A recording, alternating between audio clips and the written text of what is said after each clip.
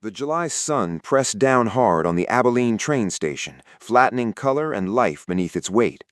Heat shimmered over the wooden platform, turning the air thick and wavering, as if even the sky struggled to breathe. The boards underfoot were pale and split, worn by years of boots and weather, holding the quiet memory of every arrival and departure that had passed through. People gathered in loose clusters, fanning themselves, shifting in place, speaking in half-hearted conversation. Hope and fatigue mixed in the air, some waiting for new beginnings, others bracing for whatever stepped off the train. Grant McCoy stood apart from them all. He leaned against one of the support posts beneath the narrow awning, where a thin strip of shade cut across the heat. His tall frame remained still, one boot crossed over the other, his hat pulled low to shield his eyes. Dust clung to his coat and shoulders, the mark of a man who lived more in the open than among people. He had no reason to be there, not truly. He had come out of habit, perhaps, or curiosity he would never admit to. Trains passed through Abilene often enough, but they rarely brought anything that mattered to him anymore. Life had settled into something simple and unchanging: land, work, silence. Waiting was no longer part of it. The distant whistle broke through the heat. Sharp, long, unforgiving. The crowd stirred at once, energy rising where there had been none before. People stepped forward, lifting their heads, adjusting their clothes, preparing themselves for reunion or disappointment. Grant did not move. The train thundered in, iron grinding against iron, steam bursting outward in thick white clouds that swallowed the platform. For a moment, everything disappeared into that haze, figures reduced to outlines, voices muffled, movement blurred. Then the doors opened, and the world returned all at once. Passengers began stepping down, men with travel-worn coats, women clutching bags, children clinging to skirts. The air shifted with urgency. Grant pushed off the post, ready to leave before the noise swallowed him whole. Then he saw her. At first, she was just another figure emerging from the steam. A woman stepping down carefully, one hand gripping the railing, the other holding a small bag. Her movement was steady, not rushed, not uncertain, but deliberate, as if she had practiced each step before taking it. The steam shifted, and recognition struck him like something long buried, rising too fast to ignore. Altha Rivers.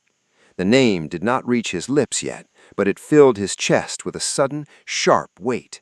15 years vanished in an instant. She looked different. Of course she did.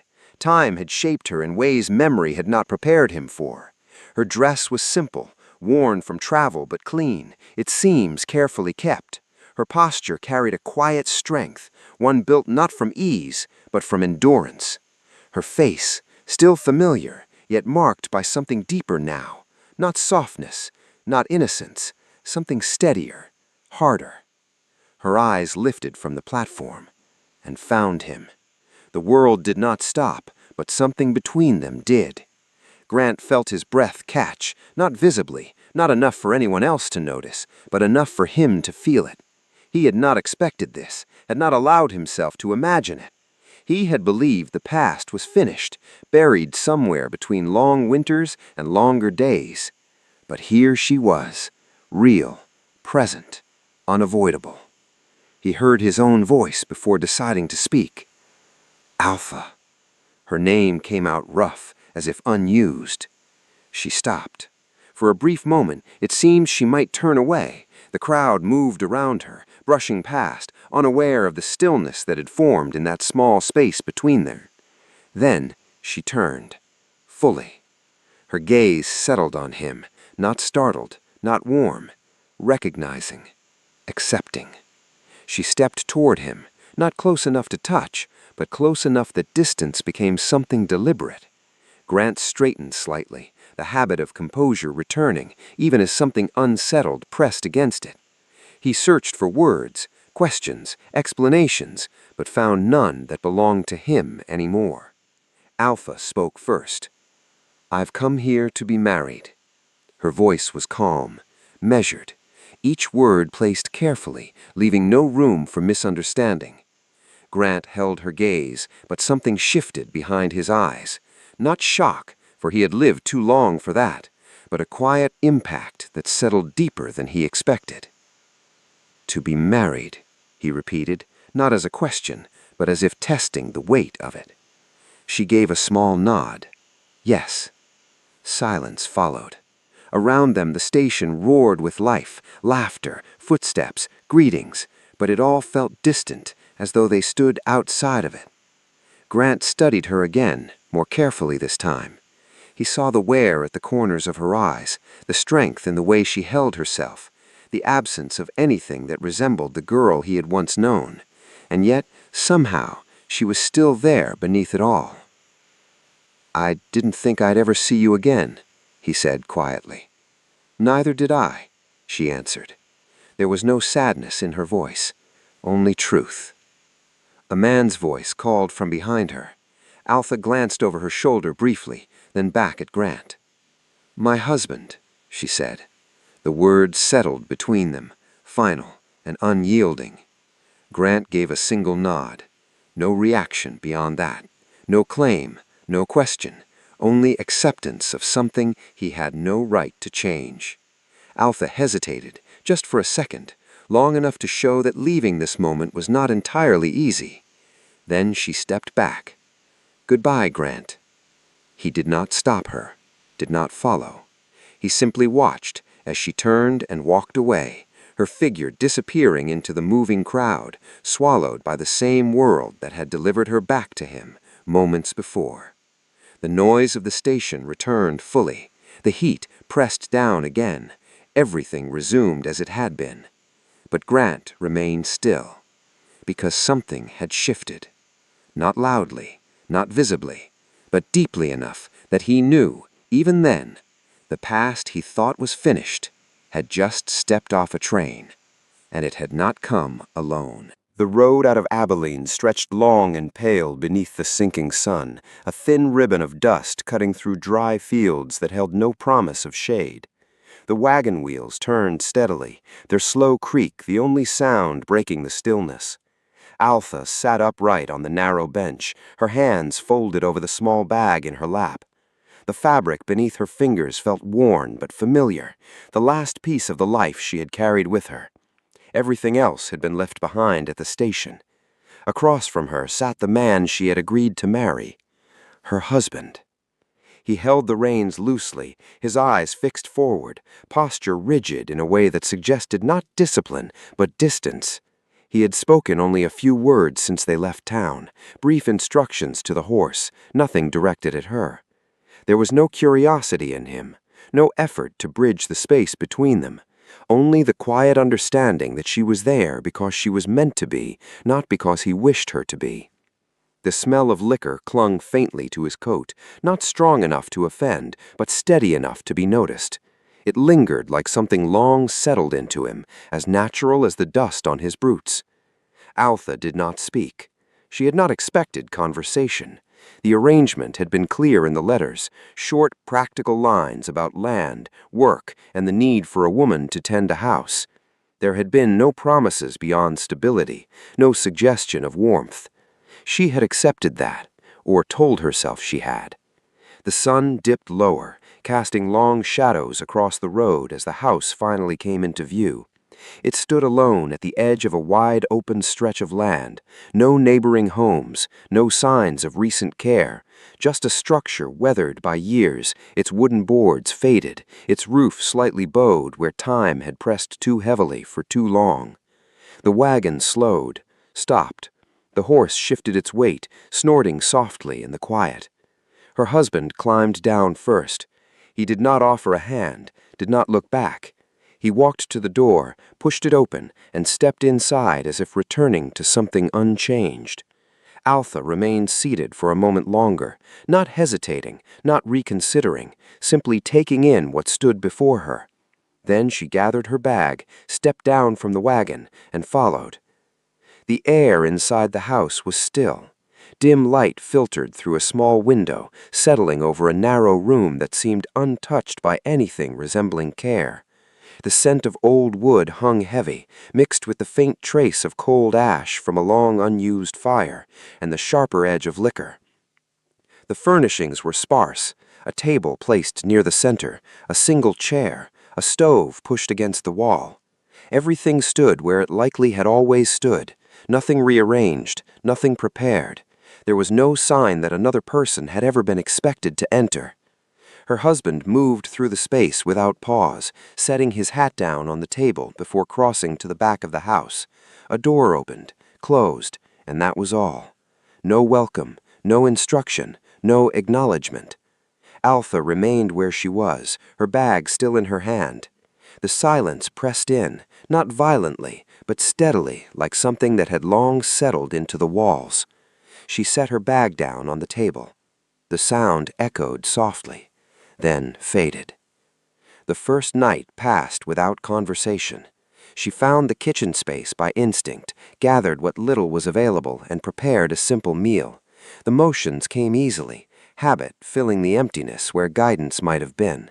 She set 2 plates on the table, waited. The lamp burned low as the evening deepened. Her husband did not return.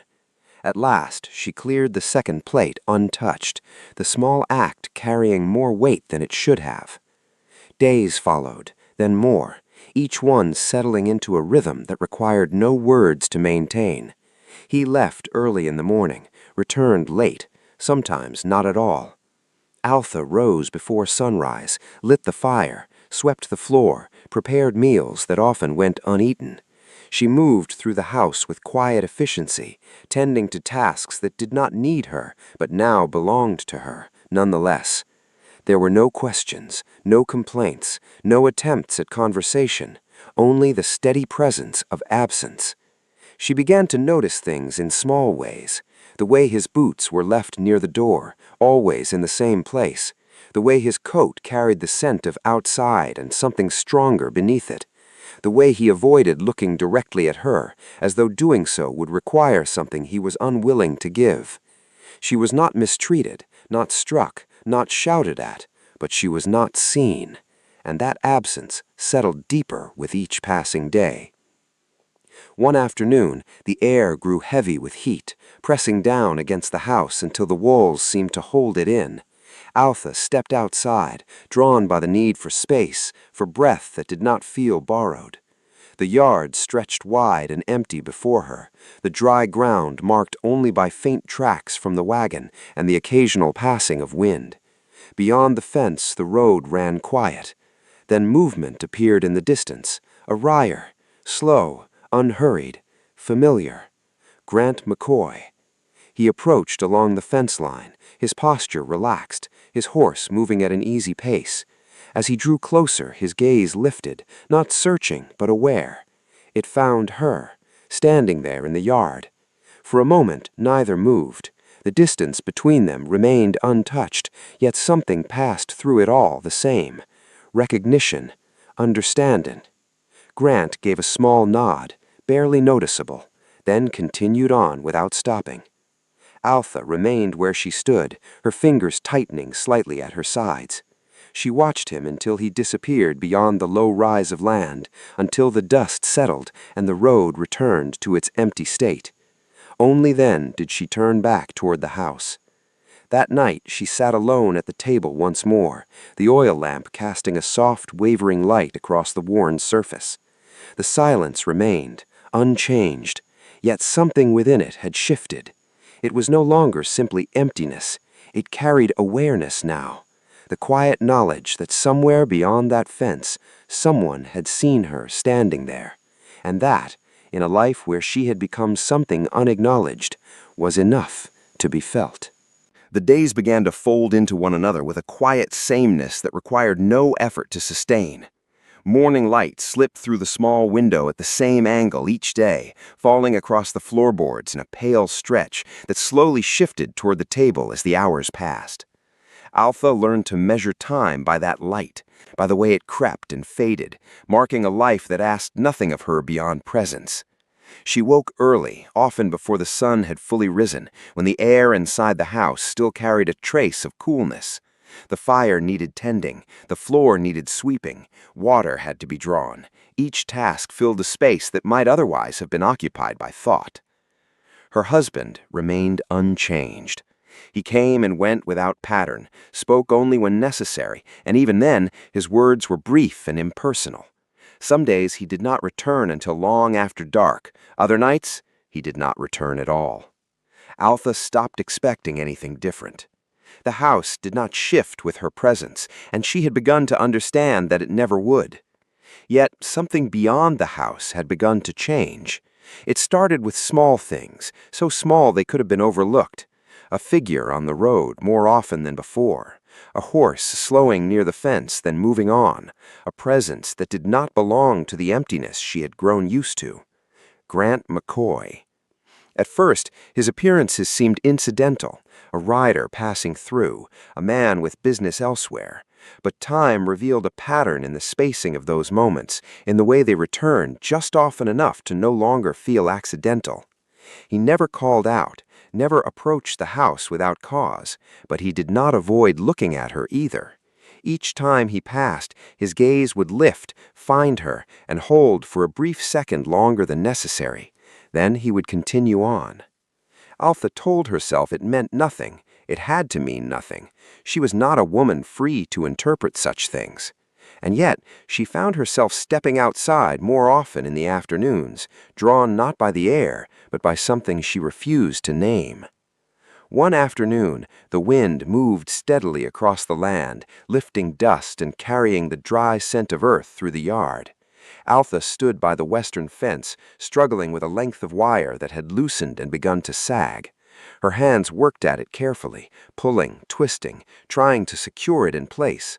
The metal resisted her efforts, slipping slightly each time she tried to fasten it tight. She did not hear him approach, only became aware of him when a shadow fell across the ground beside her. Grant had dismounted.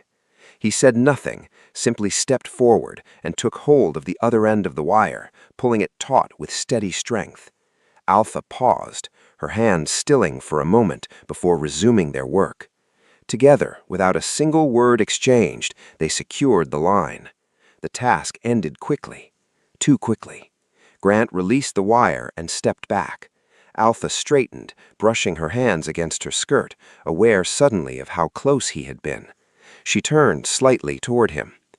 "Thank you," she said, her voice quiet, as though anything louder might disrupt something fragile. He gave a small nod. "That'll hold," he replied. "Nothing more." He stepped away, returned to his horse, and mounted with the same ease he had always carried. Without another glance, he rode on, leaving behind only the faint sound of hooves and the slight movement of dust in his wake. Alpha stood by the fence a moment longer, then turned back toward the house. But something had shifted. Not dramatically, not enough to be named, but enough to be felt. After that, Grant came more often, not daily, not predictably, but with a quiet consistency that made his presence known without announcement. He repaired a broken section of the porch roof one afternoon, climbing the ladder without asking permission, working with practiced efficiency. Alpha stood below, handing him nails when he needed them, their movements falling into an unspoken rhythm. Another day he fixed the well handle, tightening the worn joint so it no longer creaked with each pull. Each task was completed quickly, cleanly, without conversation beyond what was necessary. Yet each moment left something behind, a trace of awareness, a quiet disruption to the stillness that had once defined her days.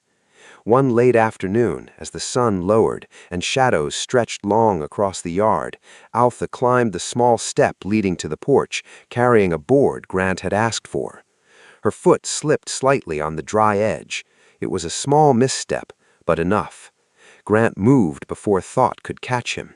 His hand closed around her wrist, firm, steady, warm. The contact was brief, but unmistakable. For a single second, time held. Alpha felt the strength of his grip, his certainty in it, not forceful, not claiming, only sure. Her breath caught, not from fear, but from recognition. She pulled her hand back quickly once her balance returned, stepping away as if the distance itself could undo the moment. Grant released her just as fast. Neither spoke. He turned back to his work, hammering the board into place with measured strikes, his movements controlled, deliberate. But the air between them had changed. It carried something unspoken, something restrained. Alpha remained still for a moment before turning away, her heart beating faster than it should have. She walked into the house sooner than necessary, closing the door behind her as though it might quiet what had stirred within her. But it did not. That evening she sat at the table, her hands resting idle in her lap. The lamp flickered softly, casting shadows along the walls. Her husband had not returned. The silence was familiar, but it no longer felt empty. It felt interrupted. Her thoughts drifted unwillingly to the afternoon, the brief contact, the way Grant had stepped back immediately, as if aware of a line that neither of them could afford to cross. That restraint unsettled her more than anything else, because it meant he understood, just as she did. And still, he came. Days passed when he did not appear. Those days felt longer, quieter. The road remained empty, the fence untouched, the air still. Alpha noticed. She told herself she should not, that it was nothing, that it could not become something. But when he returned the following afternoon, riding along the same path, offering the same small nod, she felt it again. That subtle shift, that quiet pull. And she knew then. What was forming between them was built not on words, not on promises, but on moments, small, careful, dangerous in their simplicity. And though she held herself back with every reason she could find, she could no longer pretend she was not waiting for them. The evening settled with an unusual stillness. The air, which usually carried some trace of movement across the open land, seemed to hold itself in place, heavy and unmoving. Even the dry grass beyond the yard stood quiet, as though the earth itself had paused in anticipation of something not yet visible. Alpha felt it before she understood it, a tension, faint at first, then steady. She moved through the house as she always did, lighting the fire, setting a pot on the stove, arranging what little was needed for the evening meal. Each motion followed habit, yet her hands were slower, more deliberate, as though guided by a sense that the night would not pass like the others. Outside, the sky darkened sooner than it should have. Clouds gathered low and thick, swallowing the last of the sunlight without warning. The first rumble of thunder rolled across the land, distant but unmistakable. Alpha paused by the window, her fingers resting lightly on the wooden frame. The storm was coming. She turned back to her work. The fire caught slowly, the faint glow of flame pushing back against the dimness of the room. She lit the oil lamp and set it on the table, its pale light stretching across the worn surface, settling into the corners where darkness had already begun to gather. Rain came without warning, hard, sudden. It struck the roof in a steady, relentless rhythm, drowning out every other sound. The house seemed smaller under it, closer, as if the storm pressed inward from all sides. Alpha stood still for a moment, listening. Then, hoofbeats, uneven, closer than expected. Her chest tightened slightly, though she did not yet move. The horse stopped outside. The silence that followed felt heavier than the storm itself. Then the door opened. Her husband entered. The smell reached her first, stronger than before, sharp and unmistakable. Liquor clung to him, carried in with the dampness of rain and the chill of the evening air. His movements were slower than usual, less controlled, though not entirely unsteady. He shut the door behind him with more force than necessary. The sound echoed through the small room. Alpha turned from the stove to face him. For a moment, neither spoke. His eyes moved across the room, not searching, but assessing. There was something different in them tonight, not the usual absence, but something sharper beneath it. He let out a short, dry breath, almost a laugh. "You keep the place neat," he said, his voice low, measured. It was not praise. Alpha said nothing. She returned her attention briefly to the stove, adjusting the pot, though her awareness remained fixed on him. He stepped further into the room, boots heavy against the floor. "You think that's enough?" he continued, his tone unchanged, yet carrying an edge that settled deeper than raised voices ever could. Alpha straightened slightly. "I do what's needed," she replied quietly.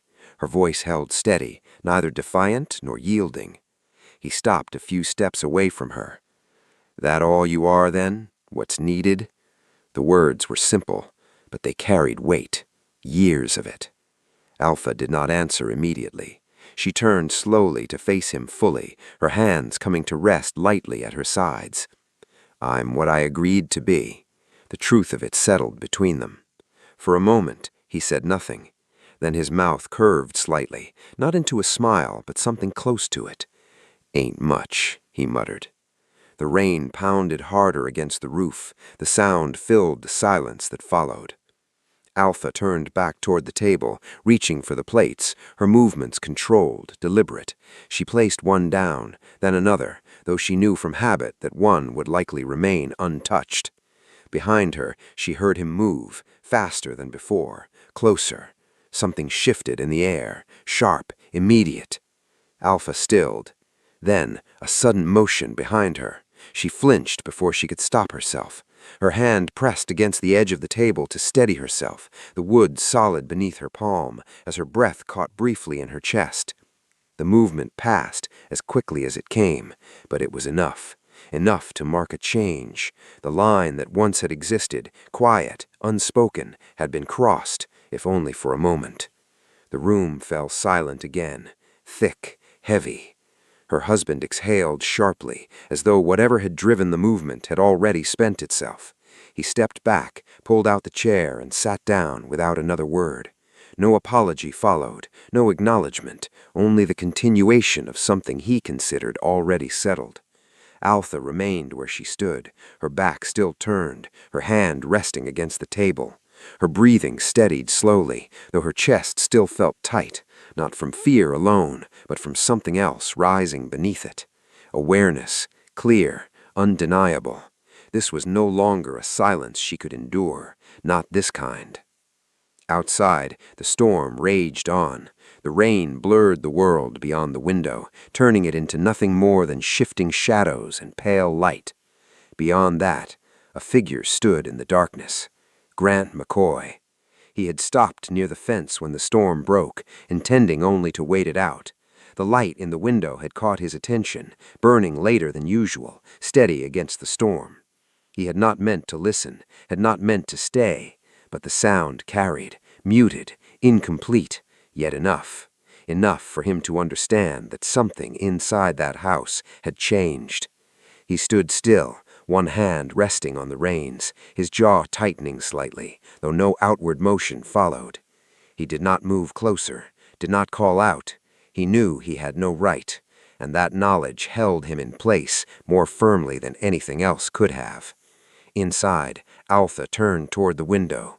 Her reflection met her first, faint, flickering in the lamplight. Then, beyond it, him, Grant. Their eyes met through the thin pane of glass. No words passed, no signal, only recognition. He saw the tension held in her posture, the way she stood straighter than before, not from ease, but from the effort of holding something together. She saw the stillness in him, the restraint, the question he would not ask. The moment lasted only a second. Then Grant turned away, not because he wished to leave, but because he understood that if he remained, the line both of them had held would not survive the night. He mounted his horse and rode into the storm, his figure disappearing into the darkness beyond the fence. Inside, Alpha remained standing. The silence returned, but it was no longer the same. Something had broken, not loudly, not completely, but enough that it could not be repaired by quiet endurance. And as the storm continued through the night, one truth settled firmly within her. Some silences were not meant to be lived in. They were meant to end. Morning did not arrive with brightness. It came quietly, almost reluctantly, as though the storm had left something behind the daylight could not easily clear away. The sky was pale, washed thin, and the ground outside the house still held the damp weight of rain. Inside, the air felt different, not heavier, but clearer. Alpha woke slowly, her eyes opening to a room that looked unchanged, yet no longer felt the same. The events of the night had not blurred with sleep. They remained sharp, settled into her thoughts with a clarity that left no room for doubt. She sat up, drawing the blanket around her shoulders, and listened. No movement from the other room, no sound of her husband. The house was still, but it was no longer a quiet she could mistake for peace. She rose, her bare feet touching the cold floor, and crossed to the small table near the window.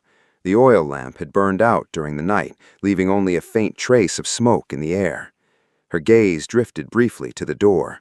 She did not expect anything, and yet a soft knock came, not loud, not urgent, just enough to be heard. Alpha stood still for a moment, her breath catching once in her chest before settling again. She knew who it was before she moved. There was no uncertainty in it. She stepped forward and opened the door. Grant McCoy stood outside. The storm had passed, but it had left its mark on him. His coat was still damp at the edges, his hat darkened by rain, his expression steady, but carrying something deeper beneath it. He did not speak immediately.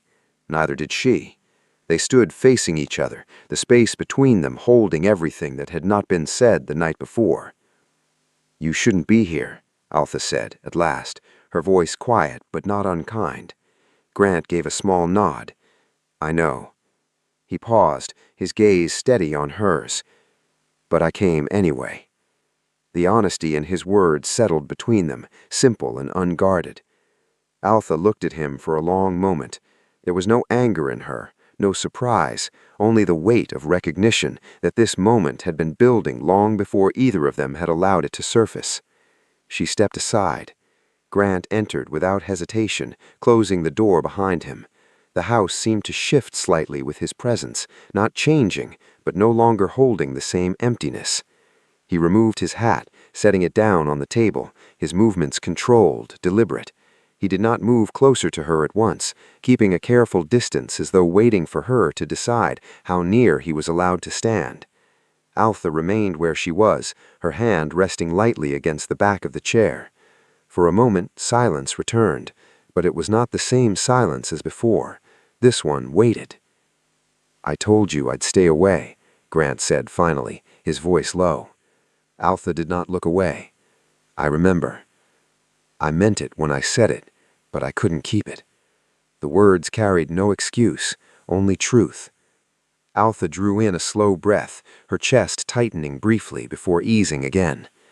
"I didn't expect you to," she said. That too was truth. Grant stepped a little closer, not enough to close the space entirely, but enough that distance no longer felt like a barrier, only a choice. "I never forgot you," he said.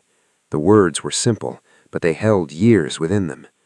Alpha closed her eyes for a brief second, as if steadying herself against something that had already been known, but never spoken aloud. "I didn't either," she replied. Her voice was calm, even, but something in it had shifted. "I just learned how to live like I had to." Grant watched her, his gaze steady, taking in the weight behind her words without interruption. "I wake up every day and do what needs doing. I don't ask for more. I don't expect it." She paused, then added almost to herself, "I stopped feeling like I had the right to." The admission settled heavily in the room. Grant moved closer, carefully, as though approaching something fragile. He lifted his hand slightly, then stopped just short of touching her, giving her the space to step away if she chose. Alpha did not move. She opened her eyes and met his gaze. Then, slowly, she gave a small nod. That was enough. Grant's hand came to rest lightly against her cheek. The touch was gentle, steady, not claiming, only present. Alpha drew in a breath, her eyes closing again as she leaned slightly into the warmth of his hand. For a moment, neither of them moved beyond that. Then Grant stepped closer. The distance between them closed fully. His forehead rested briefly against hers, their breaths meeting in the quiet space between them. When he kissed her, it was slow, unhurried, not driven by impulse, but by something that had been held back for too long to remain contained. Alpha answered him. Her hand came to rest against his shoulder, her fingers curling slightly, as though grounding herself in something real. There was no rush, No urgency beyond what had already been acknowledged, only the quiet understanding that this moment could not be undone, and neither of them wished it to be. Outside, the last traces of the storm faded, leaving the land still and washed clean. Inside, something shifted, not suddenly, but completely. Later, as the morning light strengthened, the room returned to stillness. Grant sat near the window, his posture composed, his gaze turned outward towards the damp fields beyond. There was no restlessness in him, no attempt to speak or explain what had passed. He simply remained. Alpha stood at the table, a small piece of paper laid before her. Her hand rested on it for a moment before she picked up the pencil. She did not hesitate. The words came slowly, but clearly. Not many, just enough. She wrote that she was leaving, that she could not stay, that what had been between them was never truly a marriage. No apologies, no pleas, only truth. When she finished, she folded the paper and set it down. She did not read it again. There was nothing to change. Grant rose and stepped closer, stopping beside her. "You don't have to do this today," he quietly said. Alpha shook her head. "If I wait, I'll start finding reasons not to," she replied. She lifted her gaze to his. "And I don't want to do that anymore." Grant nodded once. No argument, no persuasion, only acceptance. He stepped outside to ready the horse. Alpha gathered her few belongings, the same small bag she had brought with her. There was little else. That, more than anything else, told her how little of herself she had been allowed to keep in this place. When she stepped onto the porch, the sun had begun to rise higher, warming the damp ground. She did not look back at the house. There was nothing there that belonged to her anymore. Grant helped her onto the horse, his movements steady, familiar. Then he walked beside her as they started down the road, not leading, not guiding, just there. Alpha drew in a deep breath, feeling the air fill her lungs fully for what felt like the first time in years. The pain remained, but it was no longer shapeless. It had direction, clarity. And as the house disappeared behind them, she understood. This was not escape. This was choice. And for the first time, it belonged entirely to her.